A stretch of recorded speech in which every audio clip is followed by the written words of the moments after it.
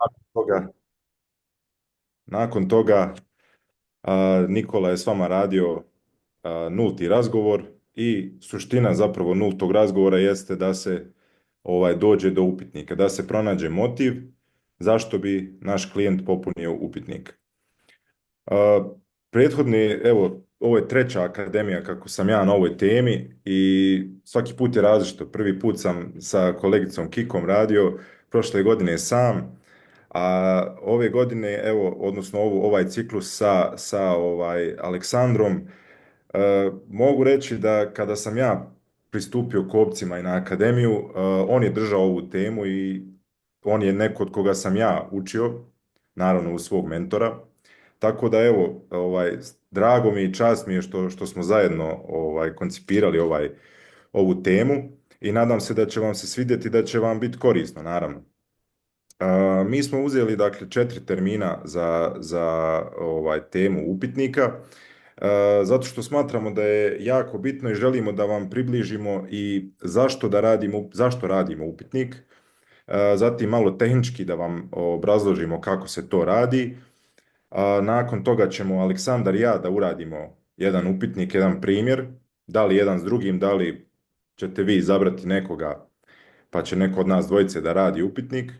I na kraju će ostati radionica gdje ćemo da malo razgovaramo više s vama, odnosno koje probleme ili neke možda rješenja koja ste vi našli za određene situacije da podijelite sa ostalima kako bi i oni to mogli da iskoriste u budućnosti, što sa svojim upitnicima, što možda sa saradnicima. Naravno, na tim radionicama uključivat ćemo i iskusnije mentore, obzirom da sve ono što se dešava, kako se ubire iskustvo, naravno radom što više upitnika, a iskusniji mentori naravno i više stotina imaju urađenih upitnika, tako da sigurno će nam biti od pomoći svima. Ja ću sad da podijelim prezentaciju pa da krenemo.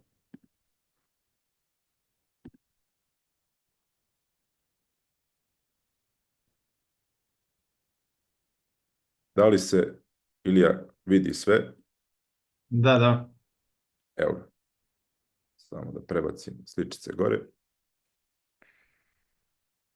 Dakle, jedna od najvažnijih tema, zapravo, dosta smo radili sve kako bi došli do upitnika. Kad uradimo upitnik, onda ide onaj drugi dio koji preuzimaju iskusniji mentori. Tako da, pažljivo slušajte, kako Ilija reče, uzmite i papir i olovku, ponešto zapišite, jer sigurno neće biti na odmet i pomoći će vam da se sjetite u nekom trenutku. Samo ovo prvo predavanje, samo da vidim zašto. Aha. Znači, samo prvo predavanje smo opet podijelili u neke četiri grupe. Prvo će biti zašto radimo upitnik, a ne prezentaciju. Drugo, šta je to dobar upitnik? I onda ćemo reći kako da se napravi taj dobar upitnik, odnosno odličan upitnik. I onda će Aleksandar malo da uveže disciplinu, talent i vještinu, šta je to zapravo važno za upitnik, a možda ne razmišljamo o tome. Možda svi uglavnom razmišljamo o tom tehničkom dijelu, ali evo vidjet ćete sad kako da se oslobodite zapravo možda straha, možda da bolje radite to sa klijentima, tako da sigurno će vam koristiti. Da počnemo, zašto upitnik, a ne prezentacija?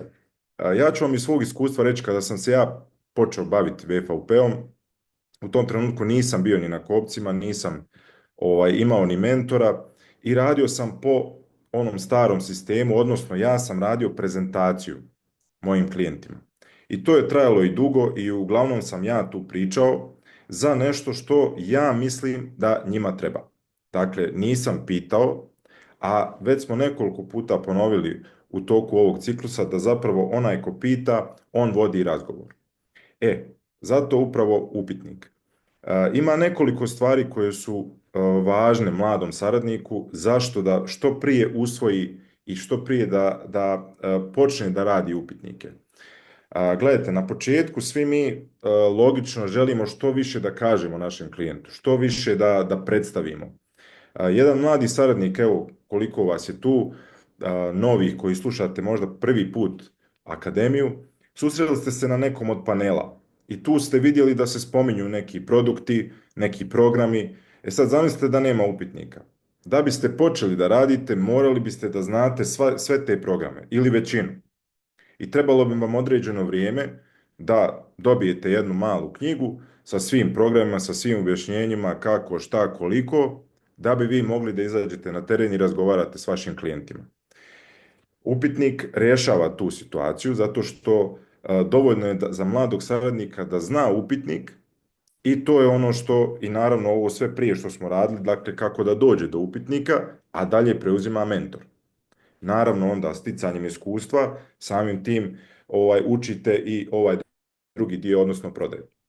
Druga stvar što je važna kod upitnika jeste da zapravo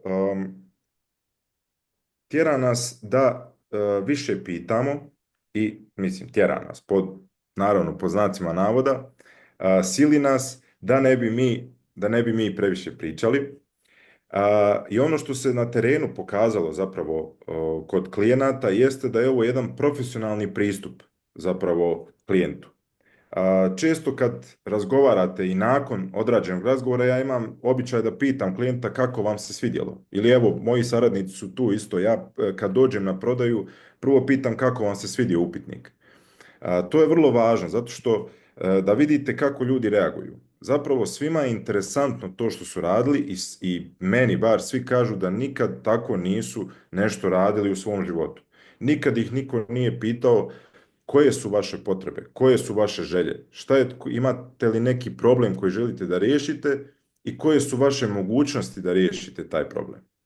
E onda će doći ponuda koja će sve to da obrazloži i da naravno predložimo najbolje moguće rješenje. Ajmo da probamo jednu priču o slot aparatima. Ovdje imate 3 ova aparata, znate ono u kazinu i igra se na sreću. Međutim, ovdje je malo drugačije. Ovdje imate 100% dobitak. E sad, na prvom slot aparatu kaže 1 euro ćete dobiti svaki dan. Znači, kad god dođete i stisnete, izaći će 1 euro. Drugi aparat će vam dati 1000 eura, ali za godinu dana. I treći aparat će vam dati 20.000 eura, ali za 5 godina. E sad, ajde da vidimo, podignite ruke oni koji bi izabrali ovaj prvi. Dakle, da vam daje 1 euro svaki dan. Nema takvih, je li? Dobro. Ko bi izabrao drugi? Znači, 1000 eura za 1 godinu. Evo, Mišela. Ja bi prvi. A, Nego prvi. nisam stigla, da. Dobro. Evo, već se dižu ruke. Dobro. Imamo sad 3, 4. A ko bi ovaj treći? 20.000 eura za 5 godina. Evo, sad evo, dosta više ruku. Gledajte, ovdje nema nekog tačnog odgovora. Ovdje samo hoćemo da vam pokažemo da morate da gledate malo veću sliku, širu sliku. Znači, kad pogledate, prvi aparat će vam za godinu dana dati 365 eura, ali tako? A evo, ako sačekate godinu, dobit ćete 1000. E sad, ako sačekate 5, to neće biti 5 nego 20. Tako da, znači, gledajte širu sliku i vidjet ćete poslije zašto vam to i govorimo i zbog ove teme upitnika. Evo vam sad još jedna priča, da uvedemo malo. To je priča o sjekiri. Ajmo zamisliti da je ovo drvo jedan naš biznis. Evo, ukoliko posjećemo to drvo, možemo reći da imamo biznis. E sad, imate alat u rukama, to je ova sjekira, i nekome će trebati, ili tako, možda 5-6 zamaha, nekome će trebati 20, nekom 50, ali nekako mislim da većina će se umoriti i odustati. E sad, da li je do alata ili do čovjeka? Ali, dame i gospodo, naš biznis, kao što znate, VFP je ogromna kompanija i evo 40. godina kako radi i vi znate da kod nas faktički nema kraja. Dakle, rađaju se novi ljudi sa potrebama, sa željama, sa tako dalje. E sad, zamislite da je ovo naš biznis. E kako vam sad onaj alat, sjekira izgleda za ovakav biznis? Dakle, nije prikladno. I umorili biste se svi, i ja i svi vi, dok bi napravili biznis, dok bi posjekli jedno ovakvo drvo sa onakvim alatom. E zato smo upravo i osmislili ovakav alat, što je upitnik, da bismo što prije posjekli ovo drvo, odnosno imali naš biznis. Evo, kao što vidite, svi ste, vjerujem, bar jednom otvorili, ako ništa, upitnik. Naravno, možda neko ko se priključio ovaj ciklus, ali vjerujem da i oni su radili neke upitnike, tako da svi ste otvorili i svi znate kako izgleda taj naš upitnik. Ajmo reći da je ovo jedan naš prosječan klijent. I čovjek koji, onako, kad gledate, živi normalnim životom, nema neke možda potrebe, ali mi želimo da ga dovedemo zapravo u situaciju da postane ovaj čovjek koji želi nešto da uradi za sebe, za svoju porodicu, za svoju budućnost i tako dalje. E sad, kako zapravo provesti tranziciju od ovog čovjeka koji na izgled sve mu je super, do čovjeka koji želi nešto da uradi? Upravo ova strelica, to je naš upitnik.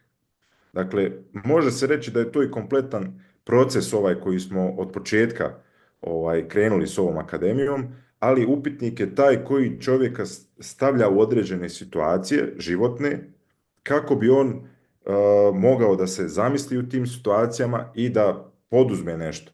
Jer vjerujem da ste svi u upitnicima kada ste radili došli do nekih odgovora gdje ljudi nisu razmišljali kako bi reagovali u datim situacijama. Dok ih mi ne stavimo da razmisle o tome. I onda imate čovjeka koji potencijalno želi nešto da uradi. E sada, ako se to ispravno uradi s mentorom, onda se dobija ta ponuda koja je prava za našeg klijenta i onda vjerujte, ako ste čovjeka stavili da želi nešto da uradi i ako mu još ponudite rješenje, to je to. Jer 50% onoga što završava posao jeste da čovjek shvati da ima određenu potrebu ili da ima neki problem, ajde, želje je više manje svjestan, a ostalih 50% jeste da mu ponudimo rješenje za tu njegovu situaciju. Tako da, kad se to dvoje spoji, vjerujem da imate sigurno rješenje i zadovoljnog klijenta. Ja sam pričao malo iz početka da ja nisam znao za ovaj upitnik kada sam počinjao i moram reći da nije bilo toliko ni uspjeha. Zato što jednostavno nisam nalazio rješenje kako prevesti čovjeka iz ovog koji ništa ne želi, onako samo ide iz dana u dan, do čovjeka koji želi nešto da uradi. Kada sam počeo da radim s Kizom, prvo što mi je pokazao jeste ovaj upitnik i rekao mi je da je to suština zapravo svega. E sada, naravno ja sam uvjerovao i kao i vi, svojem mentoru morate da vjerujete jer on je to prošao. Počeli smo da radimo i naravno prvih nekoliko upitnika naravno nije bilo zadovoljavajuće, ali krenulo sam sa radom. Nakon možda 5, 6, 7, 8 i ispravki, korekcija, došao sam na taj nivo gdje već to je bilo na nekom solidnom nivou i što je najvažnije, meni su se počeli pojavljivati rezultati. E sada to svi moji saradnici koriste i evo i oni mogu da potvrde da sada rezultati puno lakše dolaze. Ajde sad da se malo i vi uključite. Šta mislite, zašto neki ljudi imaju višak kilograma? Po vašoj nekoj procjeni. Ako se neko pronalazi u ovom, može da kaže iz svog iskustva, ali evo, ajde neko. Ko želi malo da popričamo? Evo, Baže. Здраво. Ajde, kaži, zašto ti misliš da neki ljudi imaju više kilograma? Па затоа што имат повеќе, внесуваат повеќе храна од тоа што е потребно на организамот. Mhm. Или па внесуваат, да кажеме, доволно, али немат некоја физичка физичка. Da, bravo. Znači, puno jedu, a nisu dovoljno aktivni, jel tako? Да, I to je zapravo suština i najjednostavnije objašnjen ovaj problem. E sad, ali zašto? Ajde nastavi, šta misliš zašto? Зашо пуно јадат, а не вежба, така ли? Tako je.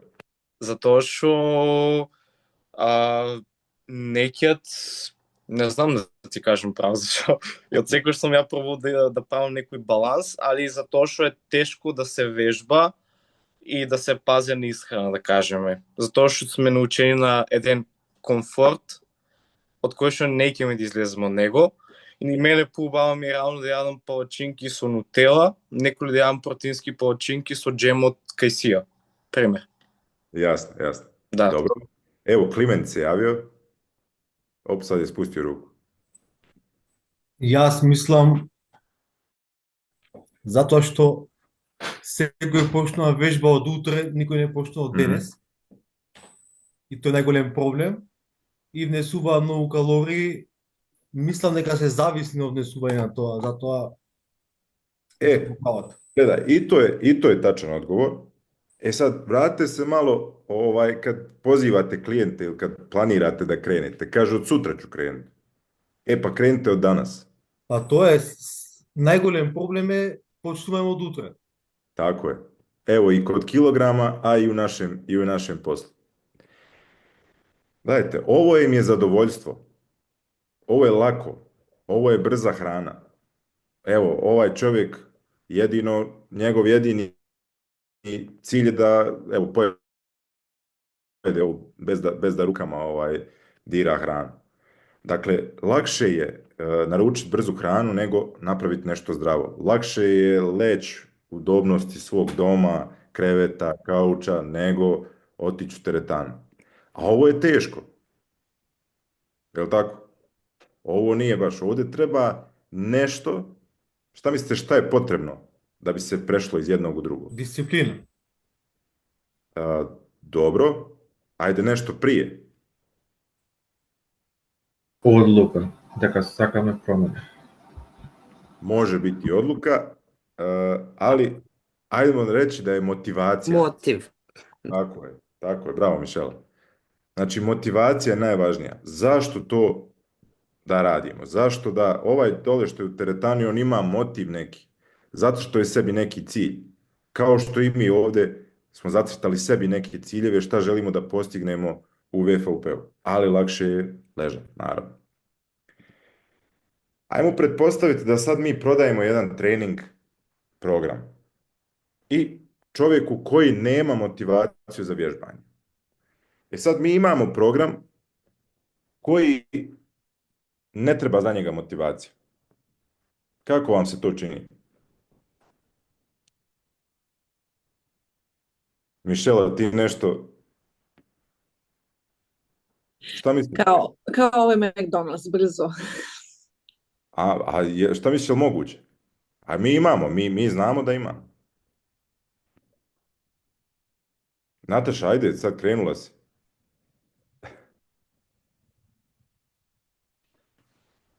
Izvini, molim te ponovi. Da, rekla sam. Znači, mi znamo da imamo takav program. Da. Za koji ne treba motivacija. Da. E sad, šta misliš, jel može to?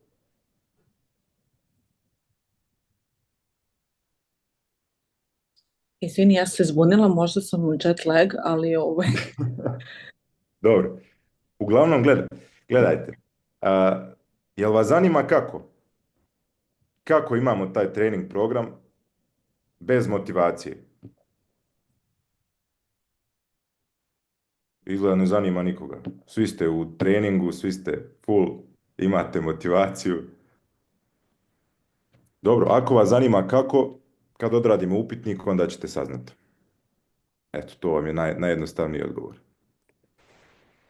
Kako ćemo dovesti čovjeka od tačke A do tačke B bez da ga pitamo? Bilo šta.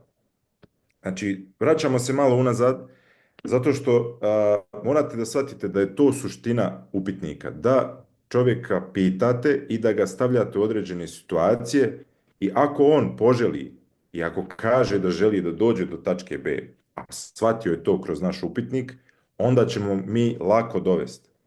Zato što imamo taj trening koji je baš za njega. I za njegove potrebe i za njegove mogućnosti, koliko on može. Ali ćemo ga dovesti do te tačke B. Mora da znate da upitnik nije borba. Znači, ne borite se ovdje sa klijentom, nego je upitnik ples. E sad, ajde zamislite da vi koji radite upitnik kao saradnik, vi ste čovjek koji evo, pleše ovdje sa ovom damom. Dama je taj klijent. Ako vi dobro savladate upitnik, ako dobro plešete, vi ćete da vodite ovu damu kroz taj proces i to je uvijek lijepo i za jednu i za drugu stranu. I klijenti će vam biti zahvalni na tome, jer ste profesionalno odradili nešto što oni nikad nisu dosad, nisu doživjeli to. Nikad ih niko nije pitao, a šta vama treba? Zapamtite da upitnik nije silovanje. Nikog na silu nismo primorali da radi upitnik. To smo evo učili na prethodnoj temi. Dakle, kako mu naći motiv zašto bi on uradio upitnik. Nego, zapamtite, upitnik je flertovanje. Znači, dopustite klijentu da se profesionalno zaljubi u vas i da može reći sutra da ima pravog financijskog savjetnika koji je na pravi način, na neki novi način ispunio njegove želje, njegove možda planove koje je zacrtao u životu, a sve u skladu sa njegovim mogućnostima. E sad, kako da napravimo dobar upitnik? To će vam reći Aleksandar. Aco, izvoli. Ajde да поздравам пак здраво. Вело одлично кажано, одлично го представи прашалникот, секоја чест. Ова што го зборувавме перфектно си го склопил. И се надевам дека тука Ведо добро ве воведе во приказната за прашалникот.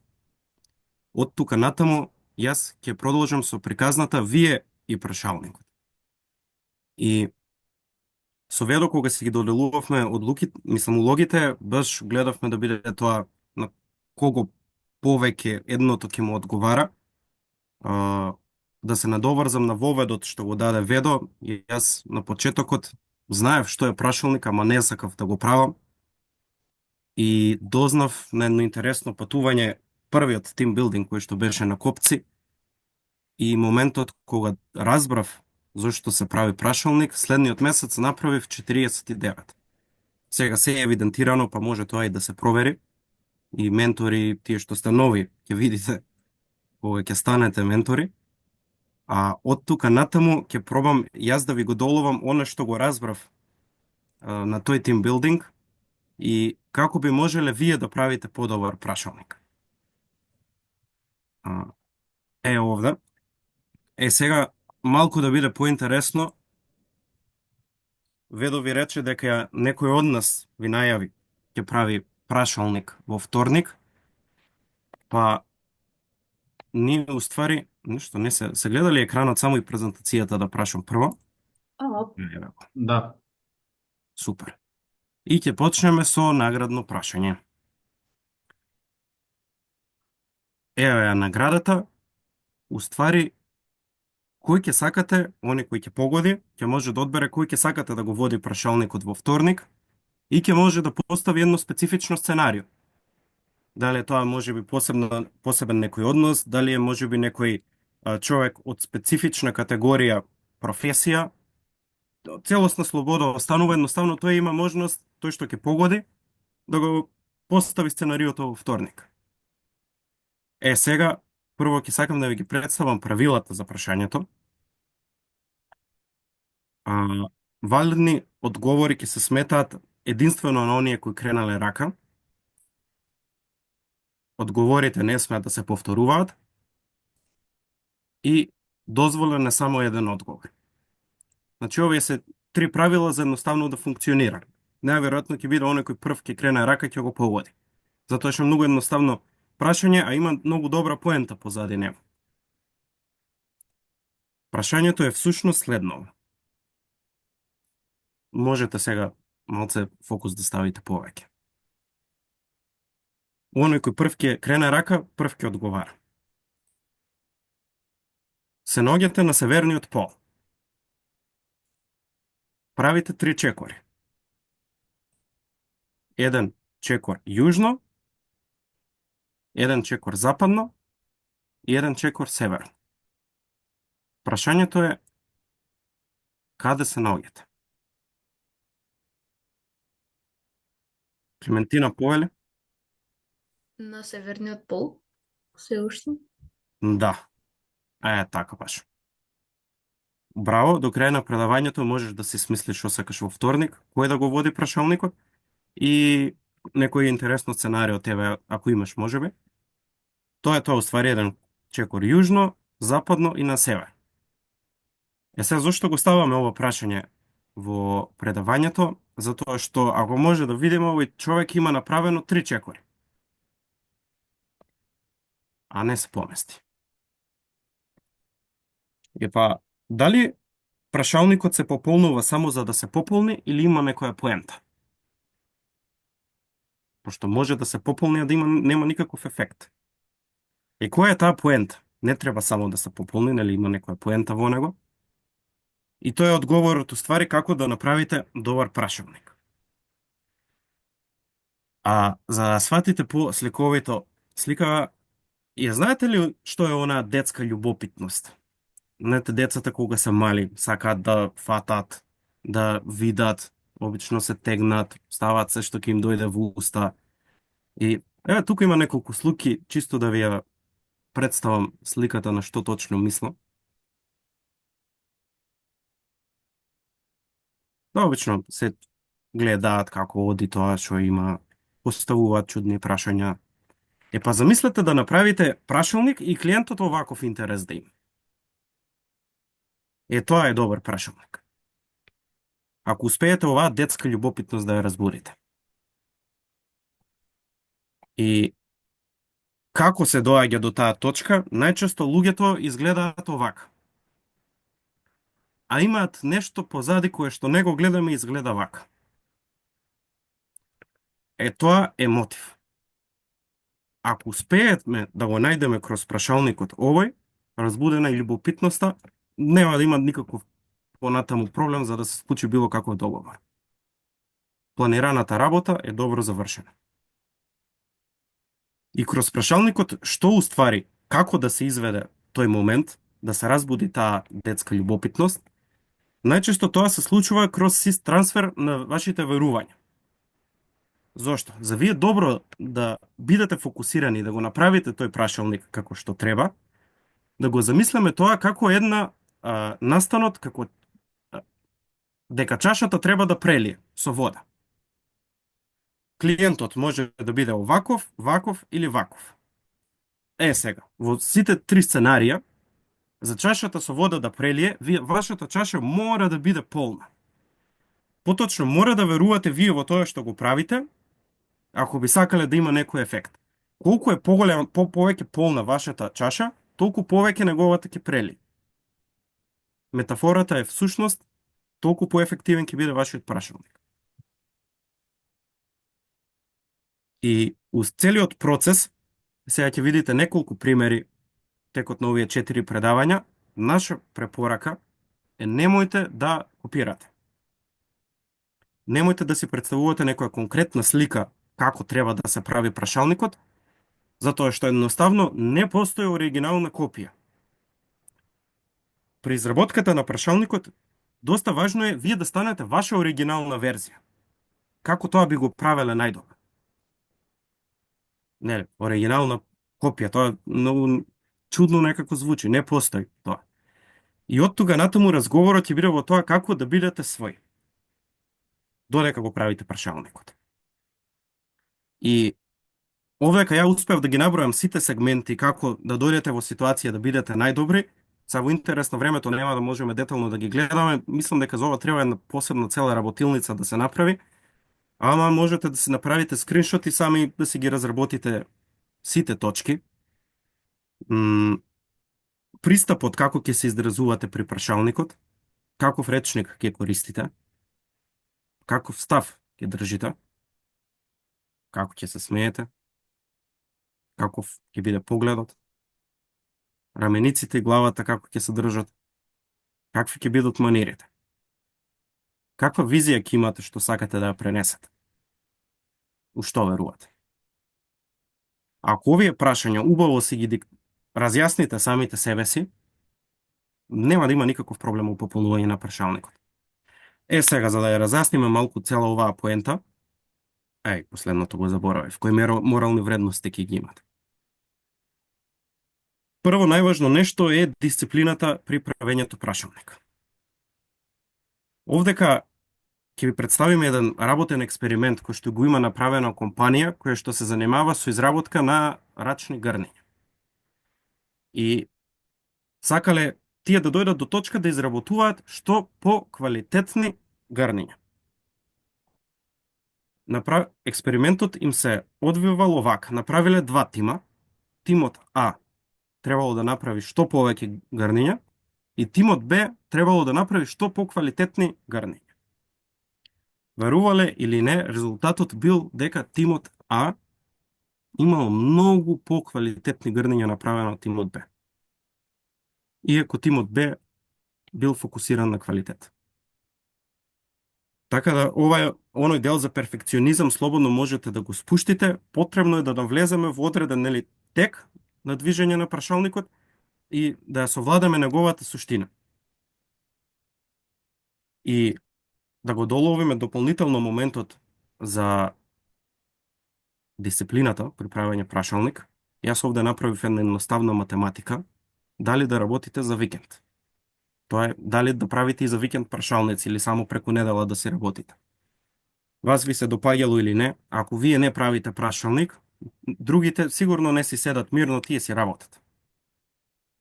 И немој да се чудите ако некој ваш познаник дознаете дека имал веќе фонд, полиса или не знам, нешто направено. Така да секој ненаправен ден, неработен е на некој начин во минус. Ако вие работите 5 дена во неделата, 2 не, резултатот е 3. Редовната дисциплина ја прави повеќе од двојно поголемо. Са нели, реалноста е малку поразлична, ама кроз една проста математика, мислам дека ја разбирате поентата, нели?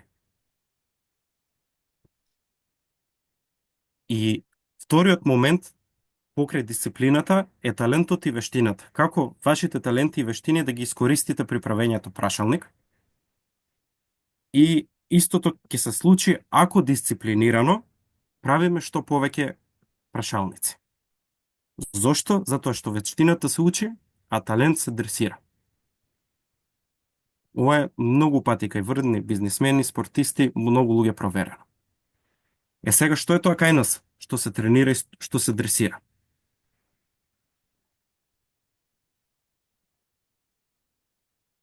Вака. Имам овде една сликичка на двајца, едниот човек освоил прво место, другиот трето место, неважно која дисциплина. И прашањето е, што мислите, со кое од овие две расположенија вие можете да пополните поквалитетно прашалник? Кој изгледате како првиот или како трети? И овде би сакал да ве измотивирам, да испровоцирам дали е важна позицијата и искуството или како тоа вие се однесувате при пополнување прашалник. Не е важно е како ми радимо. Апсолутно. Сега, која е тајната, нели? Не можеме секогаш да бидеме расположени. Луѓе сме, едноставно се случуваат неубави моменти и Овдека би сакал да го искористам за крај, да ви представам како да се справите со расположението, ако некогаш е на ниско ниво, затоа што мало расположение значи мал квалитет на прашалникот и едноставно ланецот е силен колку што е силен на најслабото место. Ако ве погодат онаму каде што ве боли, расположението ќе ви падне. Така да, ако работиме на најслабата точка, едноставно ќе можеме да го подобриме расположението. И ќе ви пробаме да ве научиме како да ги совладате, еве за почеток, како во овој на прашалникот, трите најважни емоции кои што може да ви направат неквалитетен прашалник, а тоа се овие три. Значи, ако сте тажни, имате анксиозност или страв, квалитетот на прашалникот нема да биде ист, неголи ако ги немате. Сега, да почнеме поред, нели? Што е тагата? Прво да видиме што е, па како се решава уствари. И таа се јавува како последица на недостаток на можности. Затоа кога сме тажни, се чувствуваме беспомошно, а ќе спомнеме сега и кој е лекот. И што е анксиозност? Овие често знаат да се помешаат, па и да ги разграничиме малку. Ова па е контраефект најчесто од тагата и се јавува поради преголем број на опции и можности. Ако пред тоа немавме, сега имаме многу. И најчесто се чувствуваме како парализирани кога сме анксиозни, нервозни. Не знаеш што да правиш. Кој е лекот? Како да се разликуваат и како да се решат? Еве едно сценарио. Замислете дека напуштате од работа. Кога се јавува тага? Тага се јавува ако имаме 5 опции кои се по-лоши од претходната. Точно ташно. Не сме направиле добра сделка, едноставно. А анксиозност се појавува кога имаме 100 опции и не можеме да се одлучиме која највеќе ни одговара. Најдобра и слично. Сега, како да се справиме со нив? Тагата се лекува со знае, со собирање информации. Така ќе слушнеме за нови опции и нови можности. Ке ни се роди идеја, предлог решение, некако магично и расположението се подобро. Додека анксиозноста се лекува со одлука. Одлучи се за една од понудените можности или опции и држете се до неа. Пробајте ги некогаш, еве скриншот направете си, запишете ги презентацијата ќе имате во групата, едноставно работат. Функционира. И поминавме нели тагата и анксиозноста, останува стравот. А овдека имаме доста нешто да зборнеме. И прво нешто што ви кажу, ја баш кога имам истражував на оваа тема, дознав дека страв не постои. Постојат, ама само два вида на страв. И сите останати, значи, од што е да се плашиме, да се појавува чувство, на некој начин го имаме стекнато и може да се побојте. Затоа што вродени стравови се раѓаме само со два. Едното е страв од висина, а второто е страв од гласен звук. И пополнувајќи прашалник, немате ниту една оваква опасност, значи нема зашто да се плашите. Реалноста е таа. Ниту да имате трема, ама за жал, сите бевме почетници и кои се сега почетници, некогаш се јавува тоа, така, искрено ако си признаеме. Сега, како тоа стравот не постои, за да можете да го совладате, важно е да си признаете кога ќе се појави тоа чувство на страв, од што на вистина се плашиш? Која е вистинската причина? Реалноста е дека ќе дојдете до заклучок, постои страв од коментарите на другите. Каде кој да се врти во круг, ќе се дојде до овој одговор. И понатаму ќе разговараме уствари како да се справиме со стравот, затоа што како беше тоа врти сучи, се доаѓа на овој одговор дека постои страв од што ќе кажат другите. И прво да го докажеме, еве моментот, Јас ќе ми треба сега еден доброволец. Најчесто се стравува од хипотетички неуспех. И би сакал, еве, ако има некој доброволец некогаш кога се осеќал овака, пример, дали си замислил некогаш неуспешно сценарио? Дали некогаш некој имал она страв му е, трема има пред да отиде на прашалник? Ви се имали случај?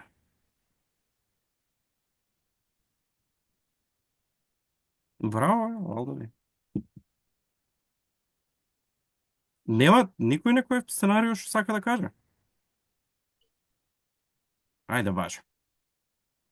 Ајде, да, има ми се случајно. Мислам, на почетокот кога почна да правам прашалнико, имаше некоја трема да не кажам, некој страв што дали ќе се представам најдобро и дали сум и компетентен за ја тоа да го правам, да кажам. Тоа ми беше некој стран на почеток. Така. И ти уствари тоа ќе го дознаеш кога ќе го направиш прашалникот, нели? Не знаеш дали ќе бидеш доволно компетентен, така? Точно.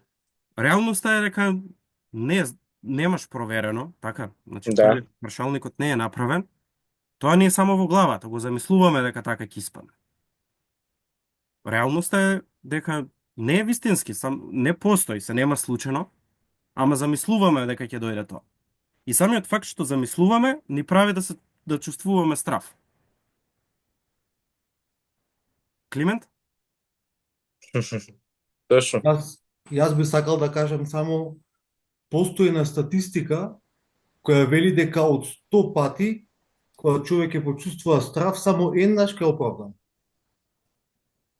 Кога? Ме разбирате? Значи, сакаш да кажеш дека е ретко, така.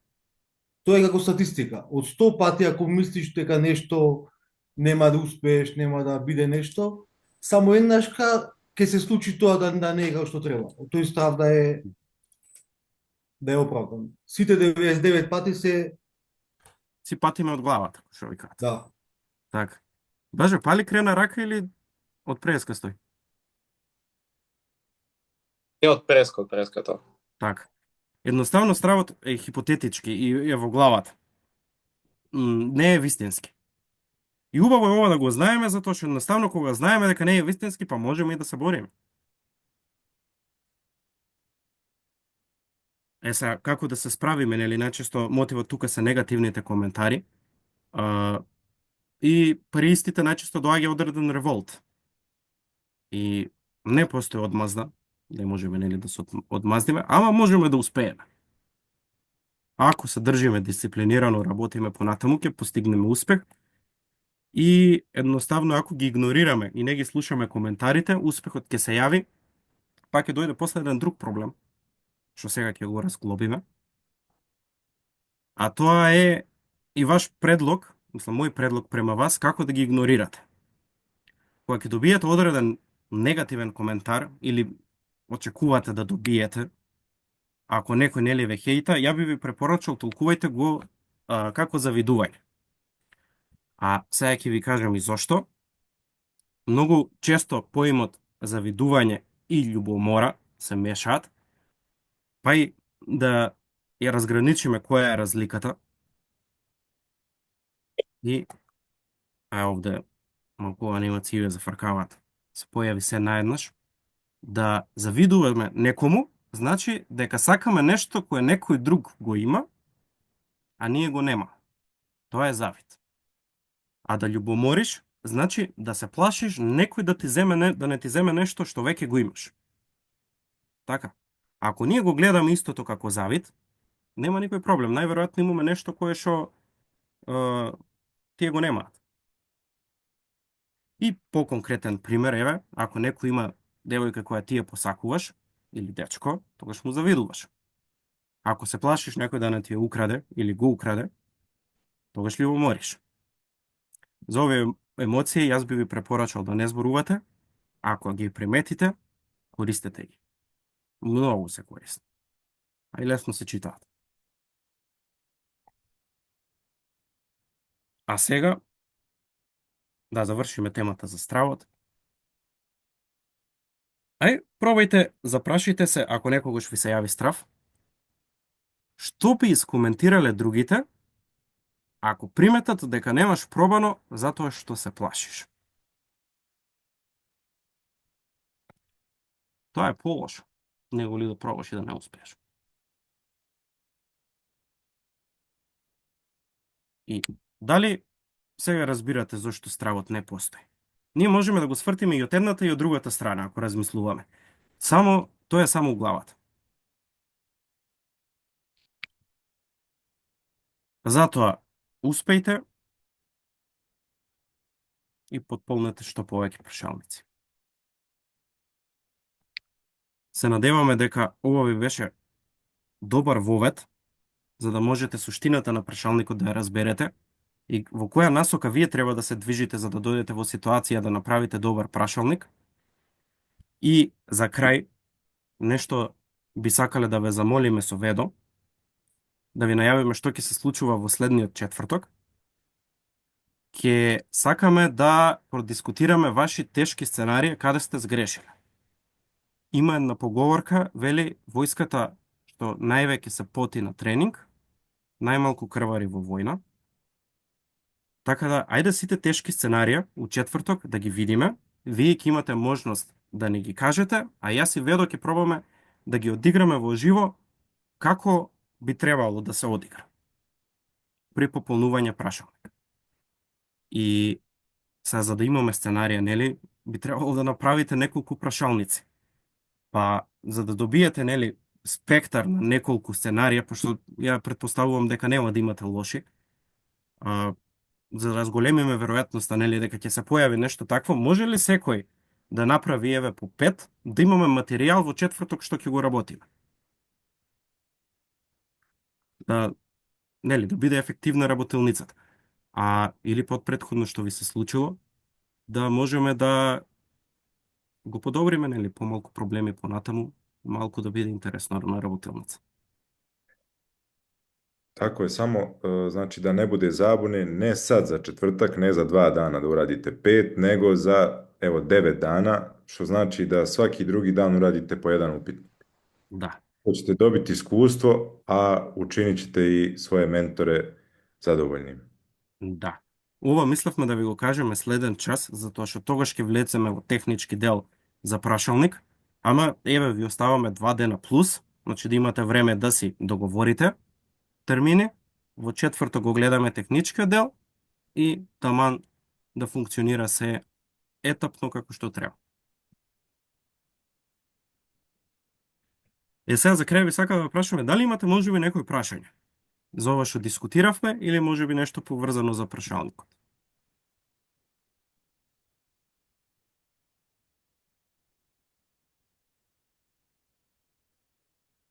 Ајде, боже.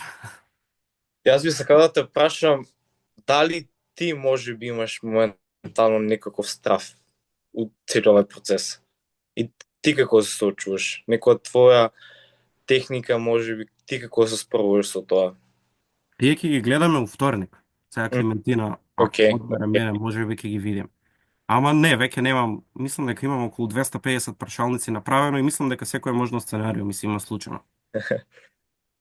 Супер. Ја имам прашање. Дали има некој тука што нема сам направено прашалник?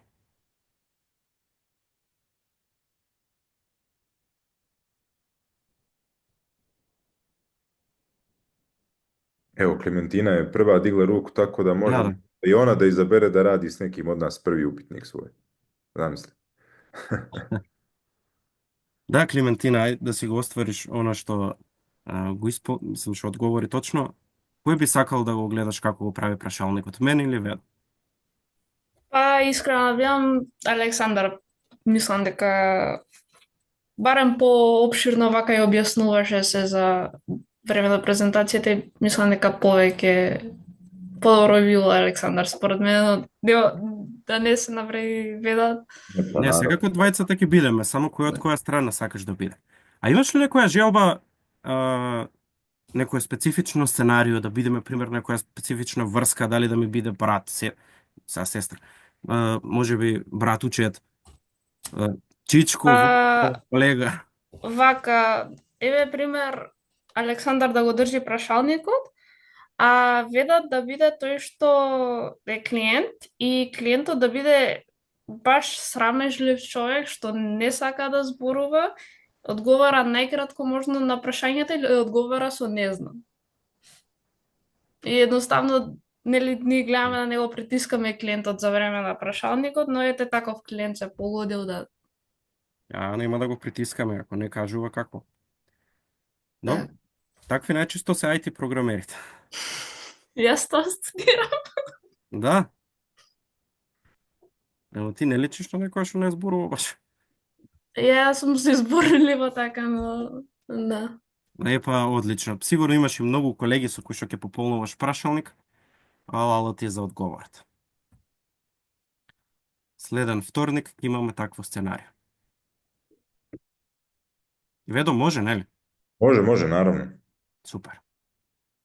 Дечки, се надеваме дека ви беше корисна работилницата, предавањето и продолжуваме со практична примена на прашалникот во четврток. Убава вечер на сите. Се гледаме за... Вечера. Чао, чао. Чао. Чао.